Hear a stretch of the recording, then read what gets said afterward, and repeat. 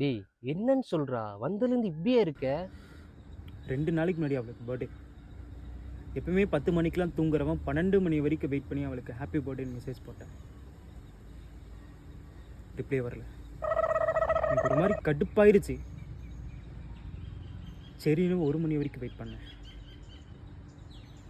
Reply வரல. கடுப்பாயிருச்சு. 2 மணி வரைக்கும் wait பண்ணேன். ரிப்ளை வரல. எனக்கு செம்ம கடுப்புல இன்ஸ்டால போய் ஸ்டோரி போட்டேன், ஹாப்பி பர்த்டேன்னு. பார்த்தா ரிப்ளை வரல. எனக்கு ஒரு மாதிரி பிபிலாம் ஏறி ரத்த கொதிப்புலாம் வந்துருச்சு.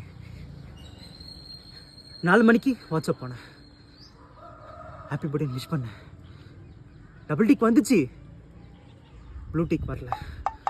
இதுக்கு மேலே நம்மளால முடியாதுன்னு சொல்லிட்டு அப்பா மேலே ப்ராமிஸ், அம்மா ப்ராமிஸ், தாத்தா ப்ராமிஸ், பாட்டி ப்ராமிஸ், அண்ணன் மேலே ப்ராமிஸ், அண்ணன் பையன் மேலே ப்ராமிஸ், அண்ணி மேலே ப்ராமிஸ், என் குடும்பத்தில் இருக்க மேலே எல்லாத்தையும் மேலே ப்ராமிஸ், அண்ணன் அண்ணி சிப்பா சித்தி மாமன் எல்லாத்தையும் மேலே ப்ராமிஸா, கடைசியா எக்ஸ் மேலே கொண்ட எல்லாத்தையும் மேலே ப்ராமிஸா. இனிமே அவ கூட பேசவே கூடாதுன்னு நைட் போய் தூங்கிட்டேன். Bro respect bro.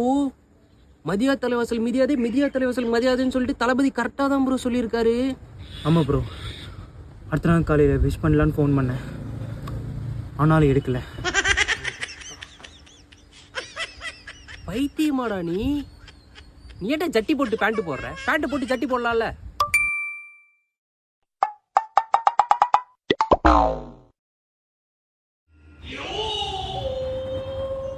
அவதானே என்னடா சிரிக்கிற? இங்க பாரு. இந்த ஒரு தடவை நான் சொல்றது கேளு. அந்த பொண்ணு மேல எந்த தப்பு இல்ல ராகுல. ஆனா நீ இப்படி மடத்தனமா பண்ணி மாட்டிக்காதடா. உன் அளவுக்கும் அறிவுக்கும் டக்கர் ஃபிகர் கிடைக்கும். ஆனா இது வேணாண்டா. அஞ்சல மச்சான் அவ. பைத்தியம்.